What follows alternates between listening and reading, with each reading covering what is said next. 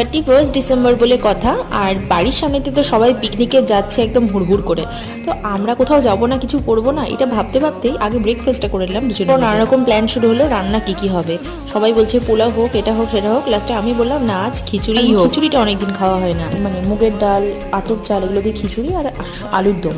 এই যে আলুর দমটা এখন করছি, আলু সিদ্ধ করে ভেজে নিয়েছি, তারপরে মশলা টশলা কষিয়ে ভালো করে আলুটা দিয়ে, তারপরে ঘি গরম মশলা সব দিয়ে হলো। আর এদিকে ফুলকপি, আলু, মটরশুঁটি এইসব দিয়ে খিচুড়ি বেশ জমজমাট করে। আর তার সাথে ছিল পমফ্রেট ফ্রাই, বেগুন ভাজা, চাটনি, পাঁপড় এইসব। আর পিকনিক তো হলো, মানে রান্না তো হলো, এবার খাবো কোথায়? আগের বার খেয়েছিলাম ছাদে গিয়ে, তো এবার ভাবলাম বাইরে খাই, মানে বাইরে আর কি, বাড়ির ভেতরেই। রাস্তা দিয়ে লোক দেখতে দেখতেই আমাদের পিকনিক শুরু হয়ে গেল, আর আমাদের খাওয়া দাওয়া। এই যে সমস্ত কিছু একসাথে গুছিয়ে নিয়ে বসে এবার আমরা খাওয়া দাওয়া করব। আর আমাদের এই ইনোভেটিভ পিকনিকটা কেমন লাগলো তোমরা অবশ্যই জানিও। Thank you for watching.